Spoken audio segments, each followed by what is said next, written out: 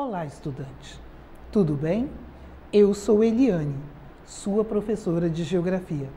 Nossa aula é para o 7º ano do ensino fundamental e nós vamos falar sobre a heterogeneidade da população brasileira. Eliane, que palavrão é esse? Heterogeneidade.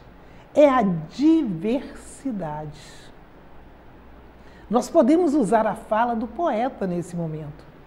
Brasil, mostra sua cara. Olha aí, nós temos uma diversidade muito grande, ok? E hoje nós vamos conhecer essa população.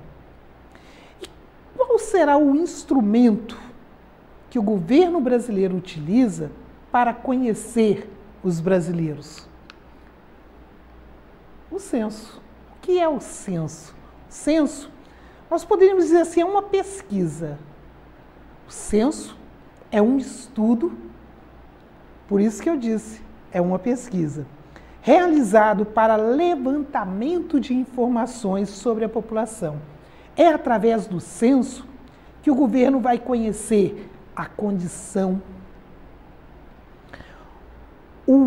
como o brasileiro está vivendo, qual acesso ele está tendo à saúde, a qualidade de vida, o grau de escolaridade ou de analfabetismo, quantos nós somos. Eliane, e o que o governo vai fazer com isso? De posse desses números, ele vai administrar melhor as políticas públicas. Quanto melhor for a pesquisa, que o censo, melhor serão os dados que o governo vai ter para para criar as políticas públicas em favor da população brasileira. Ok? E quem faz o censo? É o IBGE, Instituto Brasileiro de Geografia e Estatística. Ok? Quantos nós somos, Eliane? Olha que legal! Eu peguei essa informação no dia 15/9. 211.941.583 habitantes às 17h06. Se você digitar agora na internet, dentro do IBGE, dentro do site do IBGE, você vai ter um outro número. Por quê? O IBGE, ele recebe os dados, tá? E isso vai sendo computado. Agora, para que então que uma pessoa chega na nossa casa para fazer pergunta? Porque o governo não precisa só saber quantos são os brasileiros.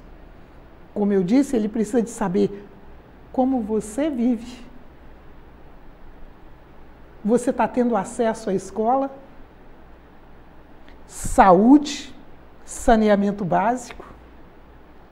Isso é muito importante. Como nós somos? O povo brasileiro é o resultado da miscigenação. Miscigenação é a mistura entre diversos povos. Indígena, quando eu falo indígena, eu estou falando de uma única tribo, não. Tem diversas tribos indígenas no Brasil. Os africanos e os europeus.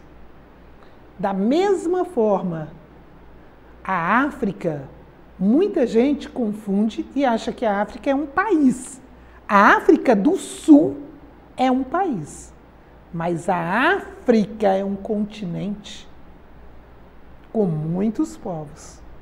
E a Europa também, apesar de não ser um continente tão grande.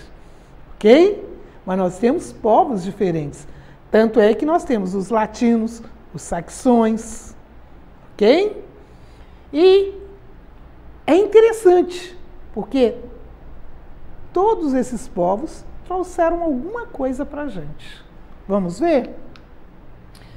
Podemos dizer que os elementos mais antigos da cultura genuinamente brasileira remontam os povos indígenas que habitavam aqui antes da chegada dos portugueses, antes de 1500.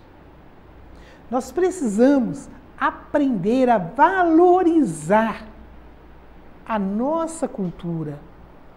Muitas das vezes nós falamos, não, o vaso tal é da cultura chinesa, tem 3.000 anos. Mas, o que você sabe sobre a cultura indígena, que já estava aqui bem antes dos portugueses chegarem? E não só no Brasil, por toda a América. Nós temos pirâmides, às vezes eu acho muito interessante que nós falamos muito do Egito, as pirâmides do Egito, mas nós não procuramos conhecer as pirâmides que existem na América do Sul e Central, e até um pouco na América do Norte. Muito antes de 1500, já haviam estradas. Os povos na região do Peru, aqui na América do Sul, eles já faziam ilhas. E nessas ilhas flutuantes, eles faziam plantios. É interessante. E nós precisamos de buscar um pouquinho isso na história. Ok? Mas vamos seguir. A influência indígena. Os povos indígenas deixaram elementos importantes para a nossa cultura, sobretudo em relação aos hábitos alimentares. A culinária nortista, por exemplo, é rica em elementos da cultura indígena. Maniçoba e a utilização do tucupi são pratos típicos do norte e que é herança desse povo. E eu acho interessante que a gente não fala muito, mas o brasileiro tem o hábito de tomar 1, 2, 3 banhos por dia. E isso você não recebeu essa herança do europeu, não. Pesquisa aí para você ver, tá?